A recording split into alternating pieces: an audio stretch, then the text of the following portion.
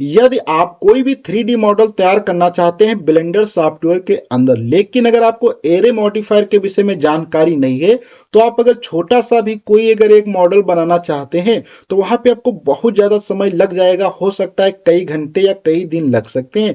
लेकिन अगर आपको एरे मॉडिफायर के विषय में जानकारी है तो आप उसी मॉडल को कुछ ही मिनटों के अंदर तैयार कर सकते हैं। ये आज हम आपको लाइव प्रूफ के साथ में भी दिखाने वाले हैं, क्योंकि एरे मॉडिफायर जो होते हैं वो किसी ऑब्जेक्ट के क्लोन बनाने के लिए बहुत ज्यादा इंपॉर्टेंट होते हैं और बहुत कम समय के अंदर आप बहुत ज्यादा क्लोन बना सकते हैं। उन क्लोन को या उन डुप्लीकेट को किसी आप पाथ के ऊपर एडजस्ट कर सकते हैं, किसी कर्व के ऊपर एडजस्ट कर सकते हैं। ये बहुत आसानी से किया जा सकता है एरे मॉडिफायर के अंदर। तो आज हम बात करने वाले हैं कि एरे मॉडिफायर क्या होते हैं, कैसे इनका यूज किया जाएगा, और ये हमारा पार्ट नंबर 1 रहेगा एरे मॉडिफायर का। क्योंकि अगर मैं इसके एक ही वीडियो में हर एक चीज को कवर करूंगा तो वीडियो काफी बड़ा हो जाएगा, तो इसलिए मैंने इसको कई पार्ट में कवर करने की कोशिश की है। तो ये हमारा पार्ट नंबर 1 है। और अगर अभी तक आपने हमारे इस चैनल को सब्सक्राइब नहीं किया है तो प्लीज सब्सक्राइब कर लीजिए, साथ में बेल आइकन को प्रेस कर दीजिए, जिससे आपको हमारे हर एक नए वीडियो की नोटिफिकेशन सबसे पहले मिल सके। तो बिना देर किए करते हैं आज का वीडियो स्टार्ट। यहाँ पे मैंने क्या है अपने लैपटॉप के अंदर ब्लेंडर सॉफ्टवेयर को ओपन कर लिया है। अब यहाँ पे ओपन करने के बाद आपको इस प्रकार से इसका जो इंटरफेस देखने को मिलेगा। और यहाँ पे ये जो इधर आप देख सकते हैं ऑब्जेक्ट मोड क्या होता है, एडिट मोड क्या है, इनमें जो जो भी इधर आप टूल देख सकते हैं, इन हर एक टूल के ऊपर मैंने एडवांस लेवल पे वीडियो बनाए हैं, सेपरेट वीडियो बनाए हुए। अगर अभी तक आपने वो वीडियो नहीं देखे हैं तो आप हमारे चैनल पे जाके उस प्लेलिस्ट को चेक कर सकते हैं, या मैं नीचे डिस्क्रिप्शन बॉक्स में भी इसकी लिंक दे दूंगा। तो अब हम यहाँ पे शुरुआत करते हैं एरे मॉडिफायर के लिए। तो सिंपल से हम यहाँ पे बटन को प्रेस करते हैं टैब, जिससे कि हम यहाँ पे एडिट मोड में या ऑब्जेक्ट मोड में आ जाते हैं। और यहाँ पे जो भी हम बटन प्रेस करेंगे इसके लिए हम यहाँ पे स्क्रीन कास्ट की को ऑन कर देते हैं, जिससे हम यहाँ पे जो भी कार्य करेंगे वो आपको यहाँ पे सिंपल से क्या है, यहाँ पे आपको कार्य दिखाई देगा। जैसे मैं F प्रेस करता हूँ, जो भी आप बटन प्रेस करेंगे यहाँ पे आपको क्या सिंपल से दिखाई देगा। तो इस प्रकार से यहाँ पे हम इसको यूज करने वाले हैं। अब यहाँ पे हम बात करते हैं कि कैसे आप एरे मॉडिफायर का यूज कर सकते हैं। इसके लिए यहाँ पे अगर आपने कोई दूसरा कुछ सिलेक्ट करके रखा होगा इधर से, तो आपको यहाँ पे एक आइकन या गियर का ऑप्शन ये देखने को मिल रहा होगा इस टाइप से। इसे हम कहते हैं सिंपल से मॉडिफाई प्रॉपर्टी। इसके ऊपर अगर आप क्लिक करते हैं तो यहाँ पे आप देखेंगे इस प्रकार से मॉडिफायर का ऑप्शन आ जाएगा। इसके बाद ऑब्जेक्ट को यहाँ पे सिलेक्ट करना होता है, और इस मॉडिफायर के ऊपर आप जब जैसे यहाँ पे सिंपल से इसके ऊपर क्लिक करते हैं तो आपके सामने इस प्रकार से ये ओपन हो जाएगा। अब यहाँ पे आपको बहुत सारे फीचर देखने को मिलेंगे, जैसे कि जनरेट का ऑप्शन, डिफॉर्म फिजिक्स। तो यहाँ पे अभी हम जाते हैं जनरेट के ऊपर। जनरेट में आपको मिल जाएगा एरे का ऑप्शन। एरे का ऑप्शन जो मिलता है इसी के ऊपर आपको सिंपल से क्लिक करना होता है। होम टैब में प्रेस करता हूं, जिससे क्या इस प्रकार से आ जाएगा। अब यहाँ पे देख सकते हैं कि ये जो हमारा यहाँ पे टूल एडिम जो है हमारा एरे मॉडिफायर क्या है, इसमें बहुत सारे फीचर आपको देखने को मिलते हैं। इसमें हम वन बाय वन समझते हैं। जैसे कि यहाँ पे आप देख सकते हैं ये जो सबसे पहला फीचर आपको यहाँ पे देखने को मिलता है, जिसको हम लोग क्या कहते हैं, ऑन केज। ऑन केज क्या होता है इसके ऊपर मैंने ऑलरेडी वीडियो बना दिया है, इंट्रोडक्शन की मॉडिफायर का जो है हमारा, जिसमें मैंने डिटेल से समझाया कि ये ऑन केज मॉडिफायर का क्या ऑप्शन होता है, एडिट मोड का क्या होता है, और रियल टाइम और यहाँ पे रेंडर का क्या काम होता है। अगर अभी तक आपने वो वीडियो नहीं देखा तो देख लीजिए, क्योंकि उसके अंदर मैंने हर एक चीज को कवर किया। वहां पे साथ में ये भी मैंने बताया था कि अप्लाई का ऑप्शन क्या होता है और डुप्लीकेट का क्या कार्य होता है। तो अभी हम यहाँ पे बात करने वाले हैं कि इधर जो यहाँ पे ये टूल के बाद यहाँ पे आपको मिलता है फिट टाइप का। फिट टाइप में आप देखेंगे यहाँ पे फिट लेंथ है, फिट कर्व है, फिक्स्ड काउंट है। तो अभी हम सबसे पहले इनको समझने से पहले क्या करते हैं, यहाँ पे जो आपको मिलता है रिलेटिव ऑफसेट। तो यहाँ पे ऑफसेट पे अगर हम बात करते हैं तो ऑफसेट का मतलब होता है कि एक ऑब्जेक्ट दूसरे ऑब्जेक्ट से कितनी दूरी पे है, उसे क्या कहा जाता है, ऑफसेट कहा जाता है। तो एक ऑब्जेक्ट को दूसरे ऑब्जेक्ट से सेपरेट करने के लिए यहाँ पे आपको 3 ऑप्शन मिलते हैं। एक होता है relative offset, constant offset, object offset. तो सबसे पहले अगर हम बात करें रिलेटिव ऑफसेट पे, तो यहाँ पे जब आप क्लिक करेंगे तो रिलेटिव ऑफसेट को समझने के लिए यहाँ पे अगर हम देखो काउंट को 1 कर देते हैं, तो 1 करेंगे, यहाँ पे आपको देखो अभी 1 ही दिख रहा। अगर यहाँ पे हम 2 कर देते हैं, सिंपल से 1 बढ़ा देते हैं, तो भी यहाँ पे आप फैक्टर में अगर देखेंगे रिलेटिव में x में, तो 1 दिख रहा। अब ये 1 क्या है इसको समझने के लिए हाँ, यहाँ पे थोड़ा सा हम क्या करते हैं, इसको 1.1 कुछ कर देते हैं, जैसे या इसको हम सिंपल से 2 कर देते हैं तो ज़्यादा क्लियरिटी हमें आ जाएगी, तो 2 ही रखते हैं इसको, थोड़ा सा ये 2 हमारा हो जाता है। अब यहाँ पे अगर हम बात करें तो यहाँ पे आप देखेंगे ये जो हमारा ऑब्जेक्ट है सिंपल से, यहाँ पे ये वाला ऑब्जेक्ट यहाँ पे आप देख सकते हैं, और ये ऑब्जेक्ट, इनके बीच में जो डिस्टेंस है ये कितना, यहाँ पे फैक्टर 2 दिख रहा है। इस फैक्टर 2 का मतलब क्या है कि यहाँ पे ये जो एज इसकी होती है सिंपल से यहाँ से, और ये डिस्टेंस यहां तक की, ये जो डिस्टेंस है, ये डिस्टेंस जो यहां से लेके यहां तक होती है, इसे क्या कहा जाता है, रिलेटिव ऑफसेट कहा जाता है। अब ये कितना है, जैसे कि यहाँ पे 2 का मतलब ये यहां से यहां तक की डिस्टेंस कितनी थी, आप देख सकते हैं 1 थी, और ये उतनी ही क्या यहाँ पर भी 1 है। अगर आप एक ग्रिड में देखें तो यहां से यहां तक की डिस्टेंस कितनी है, ये आप देख सकते हैं सिंपल से, यहाँ पे 1 है, एक एक मिलके क्या है, ये 2 ग्रिड आपको दिख रहे हैं, तो ये कितना है, टोटल क्या है आपको दिखेगा 1। तो ये 2 ग्रिड के बराबर क्या है, हमारा एक ऑब्जेक्ट है। अब इसके बाद अगर सिंपल से यहाँ पे आप देखते हैं तो यहाँ पे मैंने जब 2 किया फैक्टर, तो ये अगर मैं यहीं पे सिंपल से थोड़ा सा इस फैक्टर को बढ़ा देना चाहता हूँ, जैसे कि यहाँ पे बढ़ा देते हैं, देखो जैसे मैं 3 करता हूं तो ये देखो क्या है, सिंपल से हाफ पे जाएगा, जैसे यहाँ पे देखो तो ये क्या, देखो एक ग्रिड पूरा हुआ, 2 ग्रिड पूरा कंप्लीट इसने कर लिया। ये इस प्रकार से इनके बीच में क्या है, स्पेसिंग यहाँ पे बढ़ती है, तो ये होता है रिलेटिव ऑफसेट। तो इसको आप आसानी से यहाँ से आप क्या है एडजस्ट कर सकते हैं यहाँ से इस प्रकार से, और जितने काउंट यहाँ पे बढ़ाएंगे उसी हिसाब से क्या यहाँ पे डिस्टेंस आपकी बढ़ती जाएगी। तो यहाँ पे जैसे मैं इसको इधर कर देता हूँ, इसके बाद यहाँ पे मैंने काफी ज्यादा बढ़ा दिया, इनको चाहे तो आप यहाँ से कम कर सकते हैं, तो मैं यहाँ पे इनको 5 या 6 कर देते हैं, ठीक। अब इसके बाद यहाँ पे अगर मैं इसको ऑफ कर देता हूं तो यहाँ पे देखो सभी ऑब्जेक्ट एक पास में आ गए, क्योंकि मैंने कोई इनके बीच में रिलेटिव ऑफसेट ऑन नहीं किया।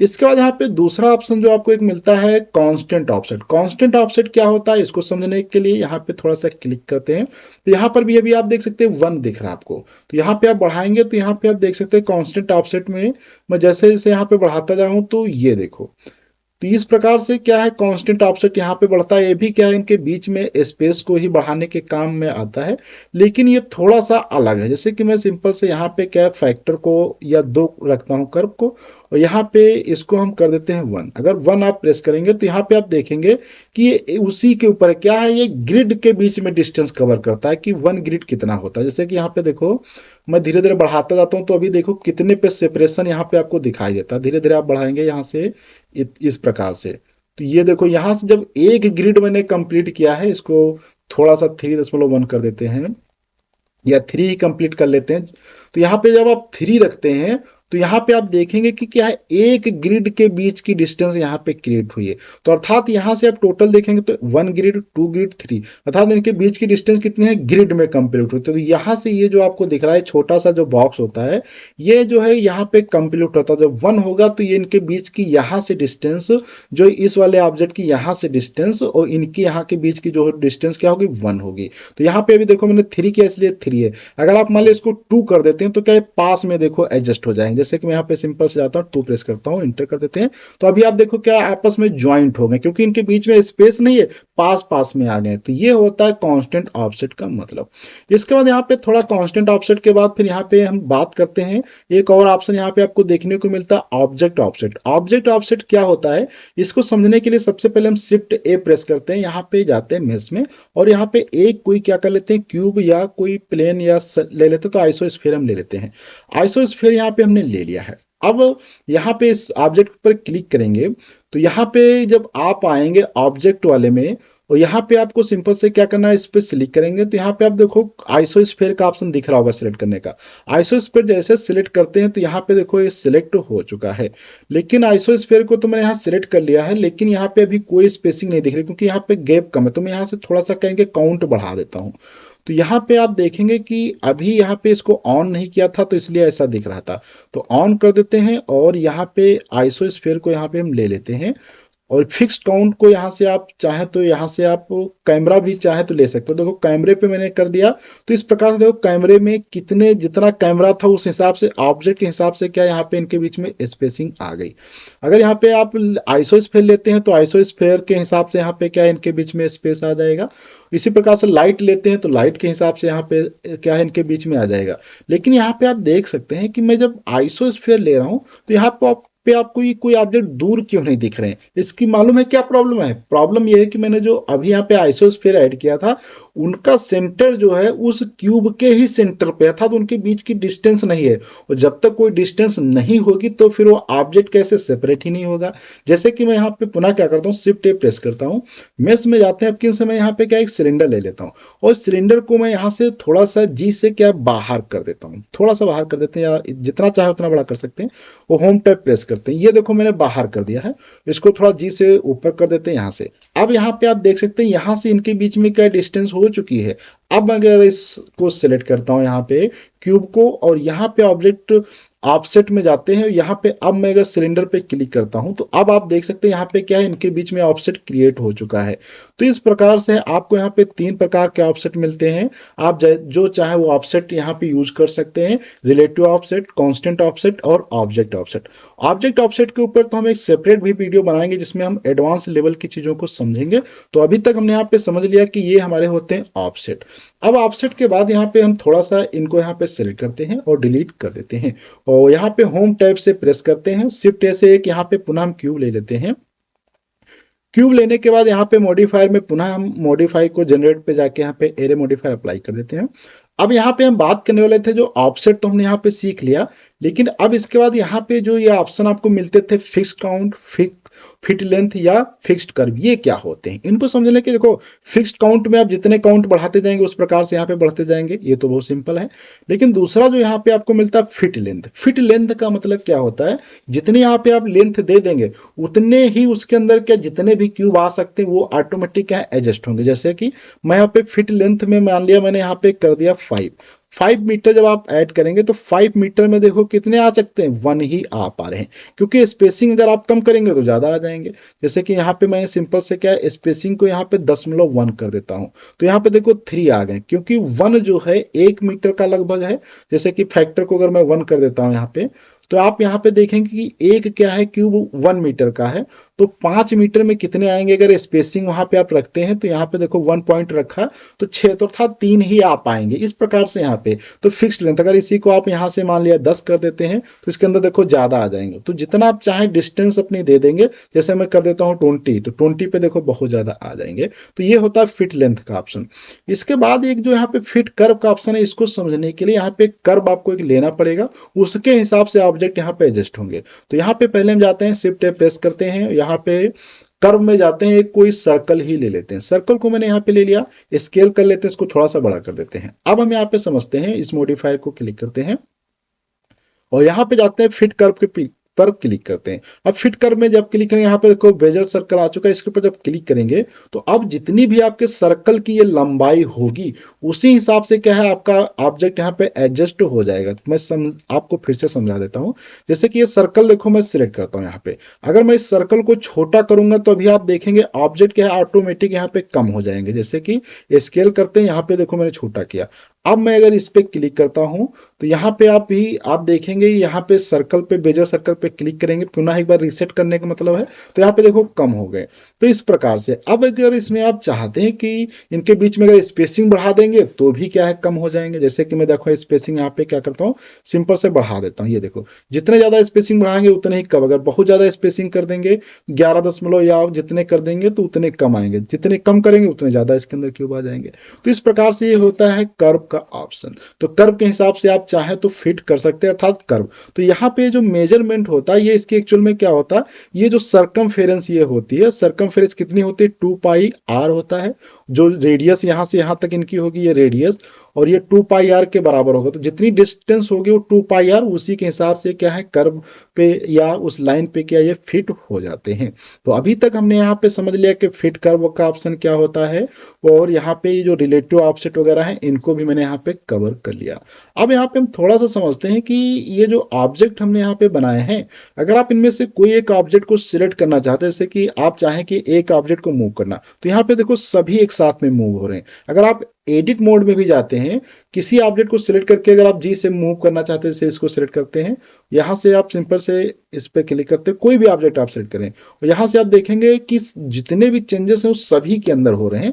आप एक के अगर अंदर चेंज करना चाहें तो नहीं कर पा रहे हैं। तो ये कैसे करना होता है, इसको समझने के लिए हम क्या करते हैं, यहाँ पे हमें क्या है, पहले तो ये मॉडिफायर अप्लाई करना पड़ेगा, उसके बाद यहाँ पे बाय लूज आपको क्लिक करना पड़ेगा। तो बाय लूज का जो शॉर्टकट सिंपल से होता है पी, यहाँ पे सिंपल से सभी को ए सिलेक्ट करना है, पी प्रेस करना। लेकिन यहाँ पे अगर आप पी सिलेक्ट करते हैं तो यहाँ पे अभी देखो बाय लूज पार्ट पे क्लिक करेंगे तो यहाँ पे अभी आप देख सकते हैं कि आप जी से करेंगे तो यहाँ पे जैसे मान लिया मैं ए या ऑब्जेक्ट मोड में चला जाता हूं और यहाँ पे कोई भी एक सिलेक्ट करते हैं तो यहाँ पे एक अगर आप सिलेक्ट करते हैं जी से, देखो ये अभी एक साथ में जा रहे हैं क्योंकि बाय लूज पार्ट मैंने किया लेकिन हुआ नहीं, क्यों, क्योंकि मैंने अप्लाई नहीं किया था। तो पहले आपको अप्लाई करना होगा। इसके लिए सिंपल सा तरीका क्या है, आपको यहाँ पे जाना है, ऑब्जेक्ट मोड में रहना है, इसके बाद यहाँ पे जाना है और अप्लाई के ऊपर क्लिक कर देना है। जैसे अप्लाई के ऊपर क्लिक करेंगे फिर आपको यहाँ पे अगर अभी आप यहाँ पे सिलेक्ट सभी करते हैं, पी प्रेस करेंगे तो भी आपको बाय लूज का ऑप्शन नहीं मिलेगा क्योंकि बाय लूज जो होता है वो केवल और केवल एडिट मोड में मिलता है। तो आपको यहाँ पे टैब बटन प्रेस करना है और यहाँ पे सिलेक्ट करना है ए से, फिर पी प्रेस करना है, फिर बाय लूज के ऊपर क्लिक कर देना है। जैसे बाय लूज पे क्लिक करेंगे यहाँ पे आप देख सकते हैं कि जितने भी आपके क्यूब हैं सब अलग अलग हो चुके हैं। अब यहाँ से आप चाहें तो हर एक क्यूब को सिलेक्ट कर सकते हैं। जैसे कि मैं यहाँ पे पुनः ऑब्जेक्ट मोड में आ जाता हूँ। अब देखो इसको मैंने सेलेक्ट किया, अब इसको मैं चाहूँ जिधर मूव कर सकता हूँ, ये देखो इसको चाहे इसको इधर मूव कर सकते हैं, आप चाहे तो इसको स्केल कर सकते हैं इस प्रकार से, आप चाहे इसको तो है रोटेट कर सकते हैं बहुत आसानी से। ये देखो तो इस प्रकार से क्या होता है, आप किसी भी ऑब्जेक्ट को आसानी से सेपरेट कर सकते हैं। बहुत सारे ऑब्जेक्ट पहले आप क्रिएट कर लीजिए डुप्लीकेट, उनके बाद बाय लूज पार्ट से अलग कर दीजिए। बाय लूज पार्ट करने का तरीका क्या है, पहले आपको अप्लाई करना पड़ेगा, फिर आपको जो है ऑब्जेक्ट मोड से एडिट मोड में जाना पड़ेगा, फिर वहां पे सभी को सिलेक्ट करना होगा, फिर उसके बाद आपको जो क्या करना होता है, पी बटन प्रेस करनी होती है। पी जैसे आप वहां पे प्रेस करते हैं, जैसे कि मैं यहाँ पे सिंपल से सिलेक्ट करता हूँ, ये पी प्रेस करेंगे तो वहां पे बाय लूज का ऑप्शन आ जाता है, उससे आप क्या है कर सकते हैं। तो यहां तक हमने चीजों को काफी आसानी से समझ लिया। अब हम इसमें कुछ रियल देखते हैं एक्सपेरिमेंट करके कि जो हम यहाँ पे यूज करना चाहते हैं मॉडिफायर, उससे हम क्या क्या आसानी से कार्य कर सकते हैं। तो पहले इनको सिलेक्ट करते हैं, डिलीट कर देते हैं।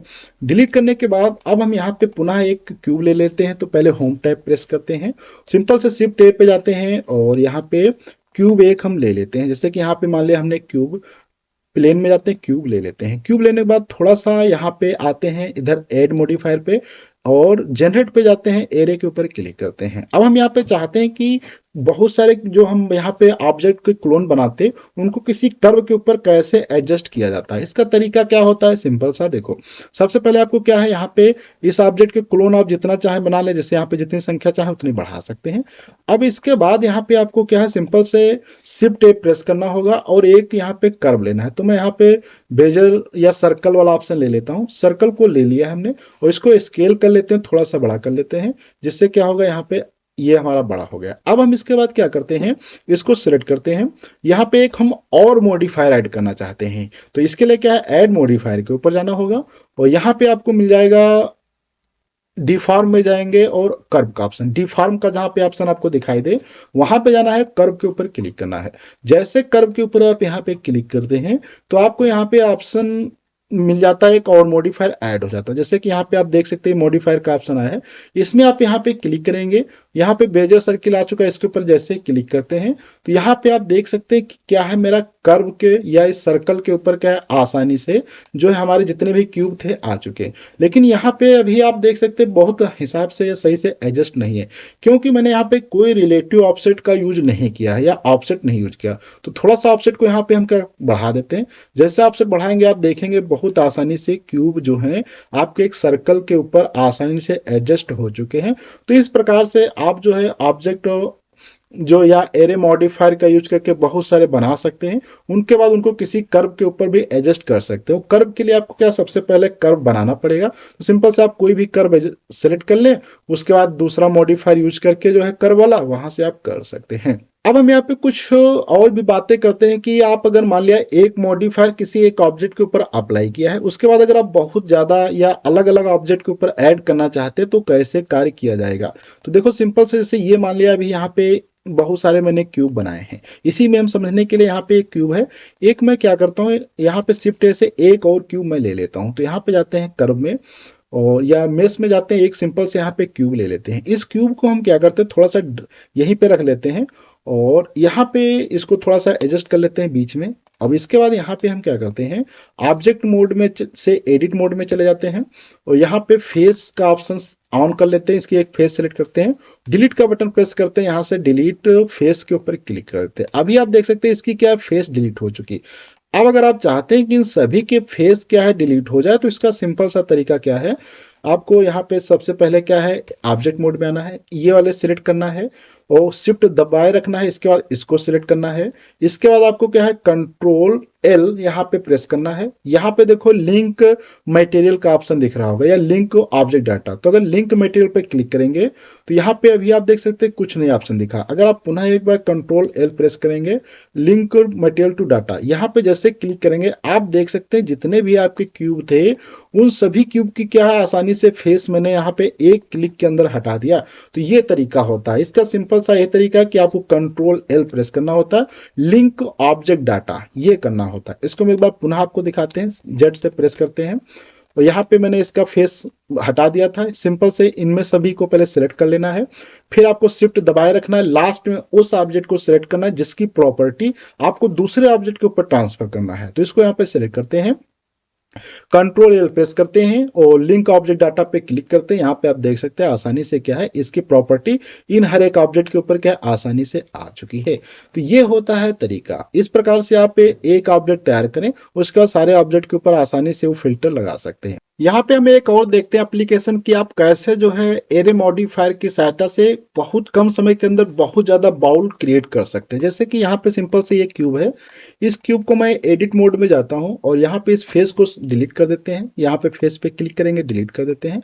इसके बाद अब क्या करते हैं, इसको सिलेक्ट करते हैं सिंपल से, तो ऑब्जेक्ट मोड में चले जाते हैं, इसको सिलेक्ट करते हैं। यहाँ पे मॉडिफायर के अंदर हम जाते हैं और यहाँ पे आपको मिल जाता है जनरेट के अंदर आपको सबसे पहले मिल जाता है एक सब डिवीजन। इसके ऊपर क्लिक करेंगे, थोड़ी सी हम इनकी संख्या बढ़ा देते हैं सब डिवीजन को। इसके बाद फिर यहाँ पे एक हम और मॉडिफायर ऐड कर लेते हैं। इसके लिए यहाँ पे जाते हैं ऐड मॉडिफायर पे, जनरेट पे जाते हैं, सॉलिडिफाई के ऊपर क्लिक करते हैं, थोड़ा सा सॉलिडिफाई को यहाँ पे बढ़ा देते हैं हल्का सा और इसके बाद इस मॉडिफायर को यहाँ पे कर देते हैं। अब अगर यहाँ पे हम देखें कि इसकी प्रॉपर्टी अगर आप इनके ऊपर ऐड करना चाहते हैं तो यहाँ पे सबसे पहले क्या है, आपको ये हर एक मॉडिफायर अप्लाई करना पड़ेगा। अगर अप्लाई नहीं करते तो ये मॉडिफायर क्या यहाँ पे नहीं अप्लाई होंगे। जैसे कि मैं इसको समझने के लिए पहले ये सिलेक्ट कर लेते हैं, शिफ्ट से बाद में ये सिलेक्ट करते हैं, कंट्रोल एल प्रेस करेंगे तो यहाँ पे आप लिंक मटेरियल जैसे क्लिक करेंगे तो यहाँ पे अभी देखो कोई ऑब्जेक्ट यहाँ पे क्या है, इसकी प्रॉपर्टी इन पे नहीं ट्रांसफर हुई। अगर आप यहाँ पे सिंपल से कंट्रोल एल प्रेस करेंगे, अगर लिंक ऑब्जेक्ट डेटा पर भी क्लिक करेंगे तो केवल यहाँ पे आप देख सकते हैं ये जो मैंने इनका फेस डिलीट किया था वो हुआ, लेकिन यहाँ पे कोई भी जो आपके मॉडिफायर नहीं अप्लाई हुए। तो इसको सबसे अच्छा तरीका क्या है कि पहले यहाँ पे जाना है, इन मॉडिफायर को क्या है अप्लाई कर देना है। मॉडिफायर को यहाँ पे हम अप्लाई कर देते हैं। अब यहाँ पे पुनः इनको सिलेक्ट करना है, फिर लास्ट में इसको सिलेक्ट करना है। अब यहाँ पे आप कंट्रोल एल प्रेस करेंगे, फिर इसके बाद लिंक टू मटेरियल पे जैसे क्लिक करेंगे या यहाँ पे आपको लिंक टू ऑब्जेक्ट डेटा पे क्लिक करेंगे तो यहाँ पे आप देख सकते हैं बहुत सारे बाउल एक ही क्लिक के अंदर बन चुके हैं। तो ये देखा आपने कि एरे मॉडिफायर की सहायता से आप बहुत सारे कार्य कर सकते हैं। यही सेम होता है कलर करने का। अगर आप यहाँ पे मान लिया इन सभी को कलर करते हैं तो बहुत ज्यादा टाइम लग जाएगा। इसका सिंपल सा तरीका क्या, मैं पहले इस वाले को सिलेक्ट करता हूँ और यहाँ पे नीचे आते हैं, आपको मटेरियल का ऑप्शन मिलता है, यहाँ पे न्यू पे जाते हैं और यहाँ से एक कलर हमको इसको दे देते हैं। कलर नहीं दिख रहा है इसके लिए आपको यहाँ पे पहले ऊपर इसको ऑन करना होगा। तो अभी आप देख सकते हैं कि सभी पे कलर ये दिख रहा है क्योंकि मैंने क्या है सभी को लिंक कर दिया था। तो अगर आप लिंक पहले हटा देते हैं फिर आपको हम दिखाते हैं, जैसे कि यहाँ पे हम लिंक को हटा देते हैं। अब यहाँ पे अगर आप इस न्यू पे क्लिक करते हैं, कलर पे जाएंगे, यहाँ पे अब जो इसको कलर देंगे देखो आसानी से क्या है इस पे कलर ये हो रहा है, ये कलर आ गया। अब इसके बाद आप अगर इसी कलर को इन सब पे लाना चाहते हैं तो सिंपल से आपको जाना है यहाँ पे अपने मॉडिफायर के ऑप्शन में और यहाँ पे अभी आप देखेंगे इस पे मॉडिफायर ये जो है हमारे ऐड है और इसके मैंने यहाँ पे, तो इसको पहले लास्ट वाले सिलेक्ट करना है, इसके बाद इसको सिलेक्ट करना है और यहाँ पे कंट्रोल एल प्रेस करना है और लिंक मटेरियल पे क्लिक करेंगे तो यहाँ पे आप देख सकते हैं इसका जो है कलर इनके ऊपर क्या आसानी से रिफ्लेक्ट हो गया है, आसानी से ऐड हो गया है। तो इस प्रकार से आप एरे मॉडिफायर का यूज कर सकते हैं। अब यहाँ पे हम कुछ और चीजों पे बात करते हैं जो एरे मॉडिफायर से रिलेटेड है। इसलिए मैं यहाँ पे शिफ्ट से सिलेक्ट करता हूँ या ए से सिलेक्ट करते हैं, डिलीट बटन प्रेस करके डिलीट कर देते हैं। होम टैब से आ जाते हैं व्यू में, शिफ्ट ए से एक हम यहाँ पे और क्यूब ले लेते हैं। तो यहाँ पे मेश पे जाते हैं और क्यूब के ऊपर क्लिक करते हैं। अब यहाँ पे मॉडिफायर में जाते हैं और जनरेट में क्लिक करते हैं, एरे मॉडिफायर पे क्लिक करते हैं। एरे मॉडिफायर पर जब आप क्लिक करेंगे तो यहाँ पे आपको बहुत सारे और भी ऑप्शन मिलते हैं, जैसे कि किसी ऑब्जेक्ट को किसी कर्व के ऊपर अगर आपको रखना है तो बहुत आसानी से रख सकते हैं। तो वो कैसे रखना है, जैसे कि यहाँ पे मान लिया मैंने इसके कुछ यहाँ पे मैंने इसको बढ़ा दिया, ऐसे नंबर ऑफ संख्या बढ़ा दी। अब इसको अगर कर्व के ऊपर किसी ऐड करना है तो यहाँ पे शिफ्ट ए आपको प्रेस करना होगा, यहाँ पे जाना है कर्व में और यहाँ पे आपको क्या है, ये जो ऊपर कर्व है इसी के ऊपर हम क्लिक करते हैं तो यहाँ पे एक कर्व आ चुका है। थोड़ा सा शिफ्ट से इसको हम बड़ा कर लेते हैं और इसको स्केल से बड़ा कर लिया है और जी से इसको हम क्या करते हैं, नीचे ले आते हैं। ये हमारा यहाँ पे आ चुका है। अब इसको आप सिलेक्ट करेंगे तो यहाँ पे फिक्स्ड कर्व का ऑप्शन मिलेगा, इस पे अगर क्लिक करेंगे फिक्स्ड कर्व तो इसमें, लेकिन अभी हमारा क्या है, ये इसके हिसाब से नहीं एडजस्ट होगा। इसके लिए आपको पहले ये क्लिक करना होगा, इसको हम फिक्स्ड काउंट ही रख लेते हैं और यहाँ पे मॉडिफायर पे जाना होगा और यहाँ पे आपको जनरेट में ही या आई एम सॉरी डिफॉर्म में ऑप्शन मिल जाता है कर्व का, यहाँ पे कर्व पे जाना है। अब देखो यहाँ पे ये कर्व का ऑप्शन, यहाँ पे जाते हैं बेजर कर्व सेलेक्ट कर लेते हैं। अब यहाँ पे आप देख सकते हैं जिस प्रकार से अगर आप कर्व को स्केल करेंगे उसी हिसाब से ऑब्जेक्ट भी आपका स्केल होगा। अगर आप कर्व बढ़ाएंगे तो उसी हिसाब से ऑब्जेक्ट बढ़ेगा। अगर ऑब्जेक्ट को सिलेक्ट करते हैं तो यहाँ से मैं अगर काउंट को थोड़ा सा बढ़ा लेता हूँ, काउंट को मैंने ये बढ़ा दिए तो अभी आप देख सकते हैं कि जैसा कर्व है आपका उसी हिसाब से क्या है ऑब्जेक्ट है। अगर अब मैं कर्व में चेंजेस करना चाहता हूँ तो यहाँ पे हम जाते हैं डिफॉर्म में। अभी देखो इस कर्व को जैसा हम एडजस्ट कर रहे हैं उस हिसाब से होगा। यहाँ पे मैं पूरा का इसके ऊपर क्लिक करता हूँ तो यहाँ पे बहुत सारे डिफॉर्म मिल जाएंगे। जैसे यहाँ से रोटेट करना है, इसको रोटेट कर सकते हैं इस प्रकार से। यहाँ से अगर रेड कलर में रोटेट करना है, रेड डायरेक्शन में, इस प्रकार से। देखो जैसा आप यहाँ पे बनाते हैं उस हिसाब से आपको यहाँ पे बहुत सारे कस्टमाइजेशन मिल जाते हैं। तो इस प्रकार से आप कर्व को जैसा चाहेंगे जो वैसा ही यहाँ पे रूप आ जाएगा। कर्व को सीधा कर देंगे तो क्या ये सीधा बन जाएगा, अगर यहाँ पे कर्व को रोटेट कर देंगे तो देखो रोटेट हो जाएगा। तो जैसा आपका कर्व होगा उसी हिसाब से क्या है आपकी यहाँ पे डिजाइन तैयार होती जाएगी। तो आज की वीडियो हम लोगों ने काफी यहाँ पे चीजों को समझा है। अगले जब इसके हम पार्ट नंबर 2 में बात करेंगे तो वहां पे आपको हम दिखाएंगे कि ये जो ऑब्जेक्ट ऑफसेट होता है ये क्या होता है और इससे आप कैसे अच्छे अच्छे नए डिजाइन बना सकते हैं। साथ में आपको वहां पे दिखाएंगे मर्ज टूल क्या है, यूवी और कैप्स क्या होते हैं। तो अगले वीडियो में मिलेंगे कुछ नई जानकारी के साथ में, जब तक के लिए धन्यवाद।